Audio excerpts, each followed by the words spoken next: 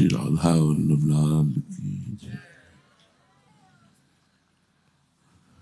भगवत प्राप्ति का सबसे श्रेष्ठ उपाय क्या है, प्रश्न है। भगवत प्राप्ति का सबसे श्रेष्ठ उपाय क्या है? बोले भगवान के प्रति अपने आप को समर्पित कर देना। नहीं, दिमाग जो है ना चलता रहता है, दिमाग चलता रहता है, ये अपनी चाल चलता रहता है।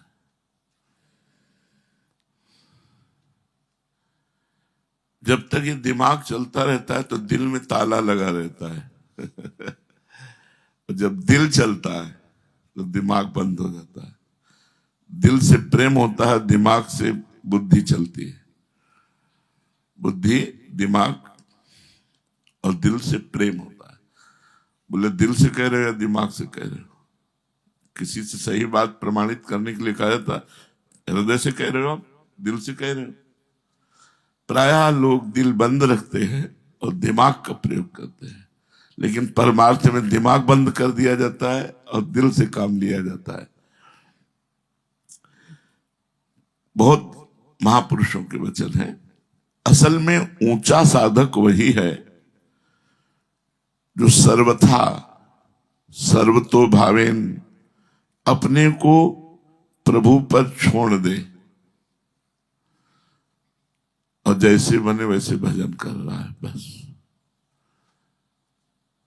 कोई प्रश्न नहीं, कोई तर्क नहीं।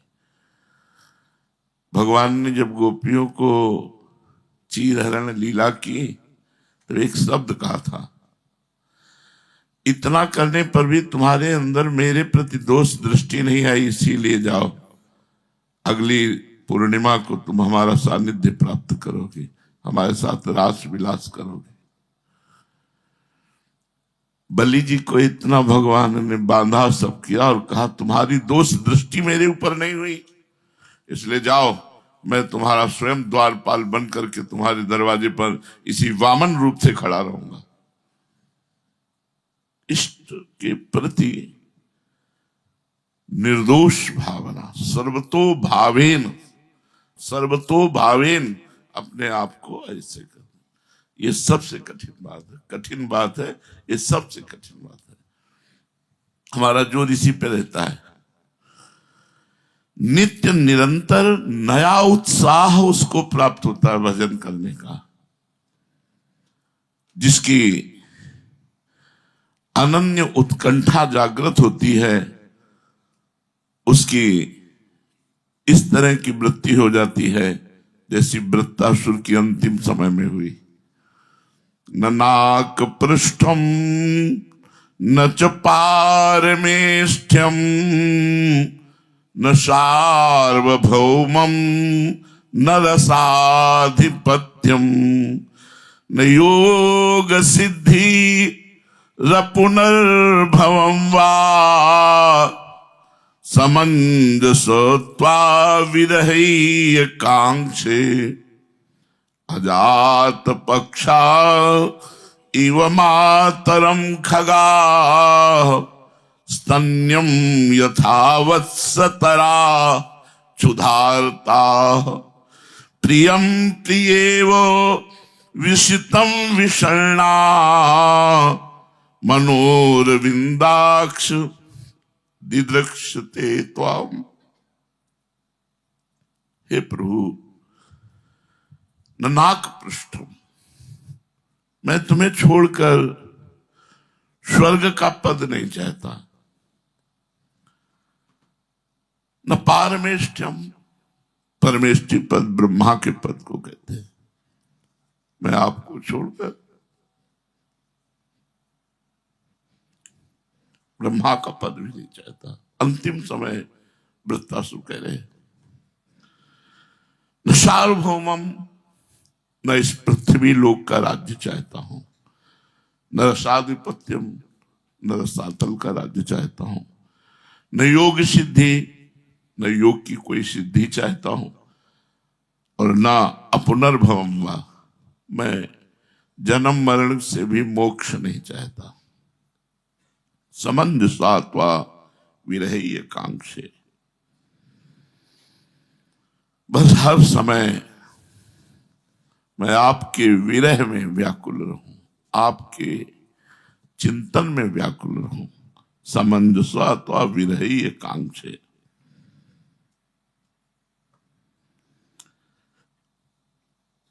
विरह, भगवान के बिना कुछ अच्छा ना लगे, ये अंदर का विषय। बाहर अंदर ही अंदर एक हृदय में मस्त, शायद इसको ही इश्क कहते हो, जैसे कोई दिल को मसला करे, अपने प्रीतम की याद में एक विकलता होना।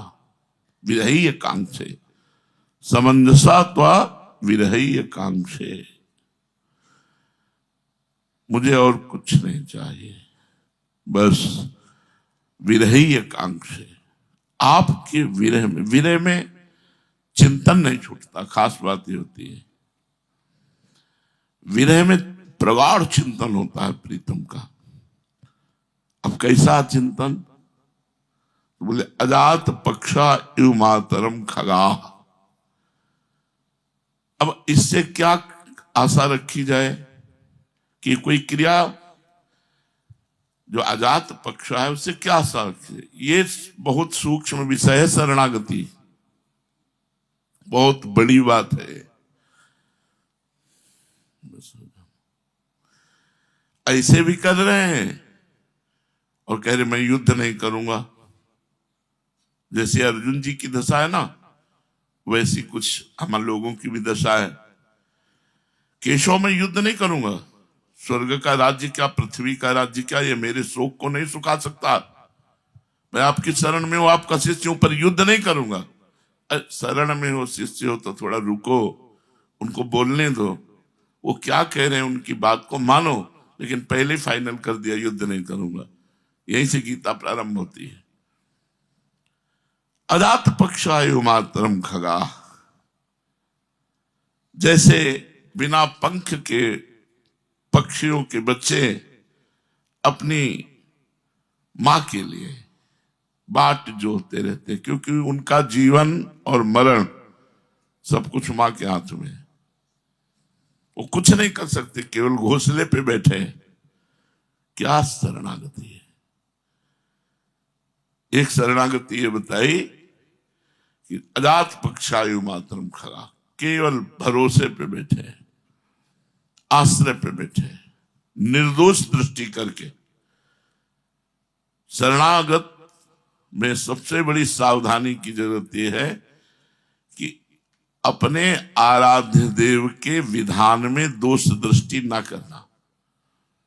कई कई दिन भूखे रख सकते हैं, अपमानित करवा सकते हैं, निष्कासित करवा सकते हैं, तिरस्कार करवा सकते हैं। तो आप तो कहोगे हम तो शरणागत हैं। तो फिर प्रश्न कैसा है? फिर प्रश्न कैसा? जब शरणागत है तो प्रश्न, बहादुर हो फिर क्या बात है, फिर क्या चिंता करनी है? पर वो ऐसा होगा कि अजात पक्षायु मातरम खगा हमें सबसे ज्यादा प्रिय शब्द है। हम प्राय जब शरणागति पे बोलते तो ये शब्द जरूर बोलते हैं, अजात पक्षायु मातरम खगा। पता नहीं अहंकार के कारण समझ में नहीं आता, नहीं तो हम कुछ नहीं कर सकते, कुछ नहीं कर सकते, कुछ नहीं कर सकते। एक बार राधा भी नहीं बोल सकते। यदि किशोरी जी ना चाहे तो एक बार राधा भी नहीं बोल सकते। अगर राधा राधा बोल रहे हैं तो उनकी कृपा से, वृंदावन में डोल रहे हैं तो उनकी कृपा से, जो कुछ है उनकी कृपा, कृपा, इसके अलावा कुछ नहीं कर सके। भगवान की शरणागति के विषय में ककाहरा का भी पता नहीं है। बहुत सुंदर प्रसंग है, सुनोगे तो सब संशय मिट जाएंगे। अजात पक्षायु, वो पक्षी से क्या आशा की जा सकती जिसके पंख नहीं निकले? आशा करना भी अज्ञानता ही होगी। ऐसे हम शरणागत हैं। हमसे कोई आशा शरण न करे। अजात पक्षायु मातरम खगा। और दूसरा, कहा स्तन्यम यथावत सतरा क्षुधारता। जैसे क्षुधारता माने भूख से पीड़ित, क्षुधा आरता भूख से पीड़ित गाय का बछड़ा अपनी माता गौ का स्तन्यम स्तन पान करने के लिए, क्योंकि वो घास नहीं चर सकता, वो अभी कुछ भूसा आदि नहीं खा सकता, वो केवल अपनी मां के दूध से पोषित है।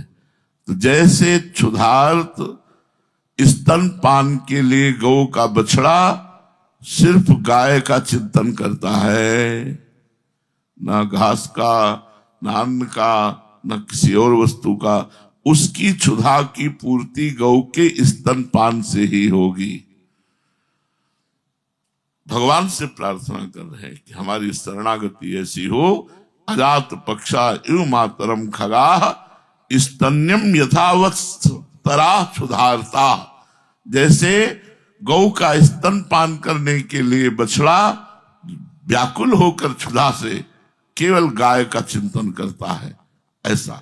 और आगे प्रियम प्रियेवो विशुतम विषणा मनोरविंदाक्ष दिदक्षते। तो आप जैसे पतिव्रता स्त्री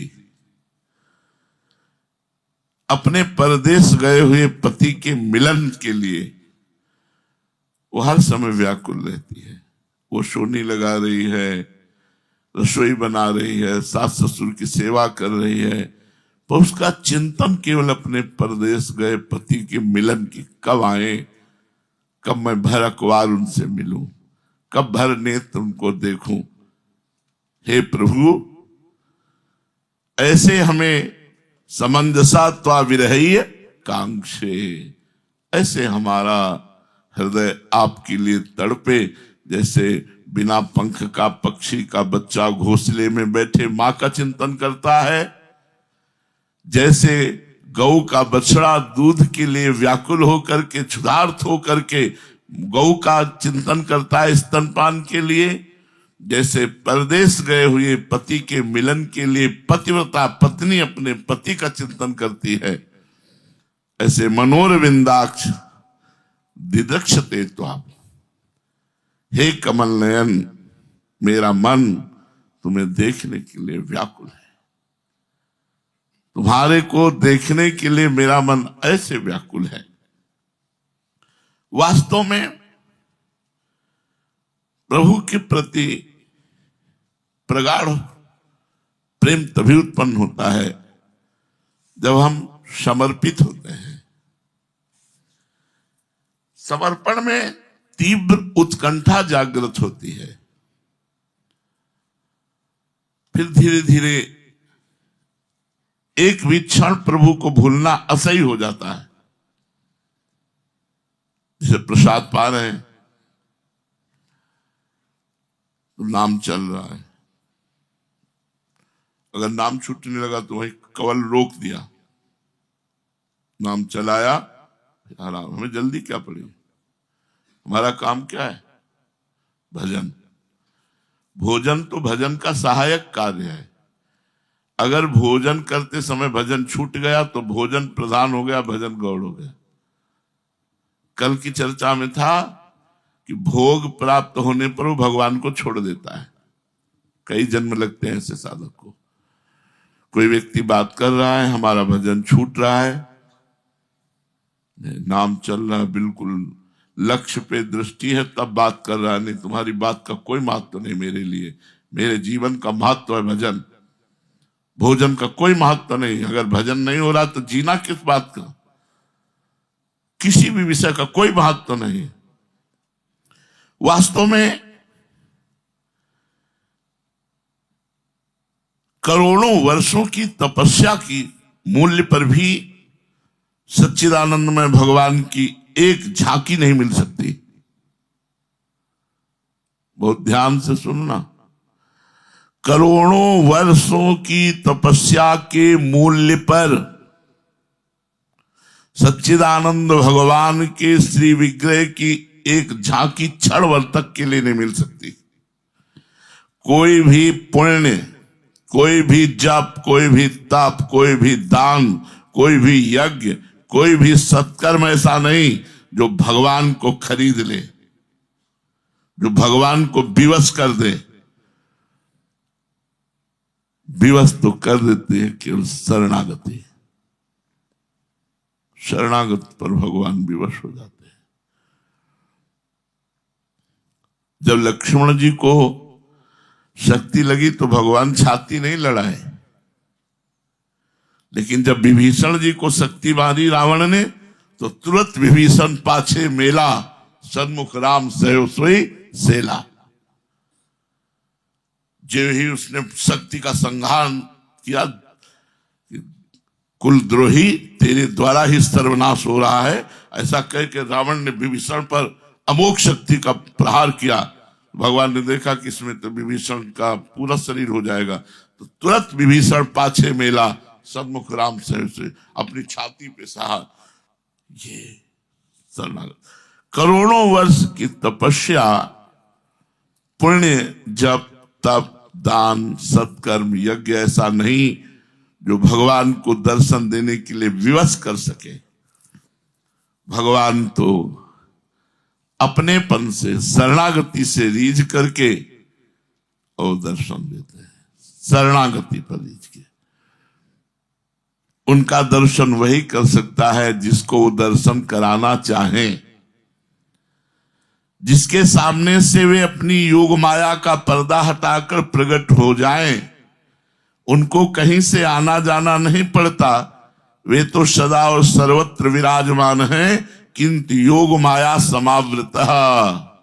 योग माया का पर्दा डाले हुए वो हर समय हम सबको देख रहे हैं, हमारे पास हैं, अंदर बाहर सब जगह हैं, वो देख रहे हैं। जो भगवान का शरणागत होता है उस पर भगवान का बच्चा जैसा दुलार होता है। मेरा बच्चा, इस पर बहुत बड़ी बात है, इस पर हम बार बार ध्यान दिलाना चाहते हैं। शरणागति पुष्ट करो, यही सबसे बड़ी बात है। विभीषण जी, सुग्रीव जी और भी जितने बड़े बड़े शरणागतों पर दृष्टि डाली जाती है, तो देखो जब किष्किंधा का राज्य मिला तो राजा बनने के बाद फिर उन्होंने वही सब आचरण किए जो एक संसारिक राजा करता है। और भगवान प्रवर्षण पर्वत पर वहां 4 महीने चतुर्मासा किया, एक दिन भी वो भगवान के दर्शन करने नहीं गए। इतना विषय प्रबल हो गया, वो जाके प्रभु से कहते हैं, नाथ विषय हरिलीन से ज्ञाना। प्रभु आप मुझे दोष मत दीजिए, आपकी माया का रचा विषय ही ऐसा है कि मेरे ज्ञान का अपहरण कर लिया कि मैं आप तक नहीं पहुंच पाया। नाथ जीव तो माया मोहा, सो निस्तरी तुम्हारी छोहा। आपके दुलार से, आपकी कृपा से माया से निस्तार हो सकता है, अन्यथा नहीं। भगवान की उस पर विशेष कृपा होती है। भगवान ने अयोध्या में सुग्रीव जी की तरफ हाथ करके कहा, इनकी कृपा से लंकाधिपति अजय रावण पर विजय प्राप्त की। मतलब आश्चर्य की बात हो रही थी कि जो मारे मारे घूम रहे थे, रहने का ठिकाना भी नहीं था, अपने जीने की आशा छोड़ चुके थे, बाली के भय से उनको भगवान कह रहे हैं शरणागत होने के कारण कि इनके बल पर हमने अजय रावण पर विजय प्राप्त की। सभा में सम्मान दे रहे हैं अयोध्या में। प्रभु के दर्शन का सौभाग्य प्रभु की कृपा से होता है। जब प्रभु देखते हैं कि मेरे सिवा इसका कोई नहीं है, मेरे सिवा इसका कोई आश्रय नहीं, बस यही बात, न कोई व्यक्ति न कोई इष्ट बल बलवान, इष्ट की ही चाह, इष्ट का ही भरोसा, इष्ट की आशा। वह इष्ट पे अपने अनन्य हो जाना। एक क्षण भी भगवान उस भक्त का विस्मरण नहीं करते जो भगवान का शरणागत होता है, और उसे ही अधिकारी मानकर तत्काल भगवान उस पर कृपा करते हैं जो हर समय भगवान के सुमिरन में रहता है।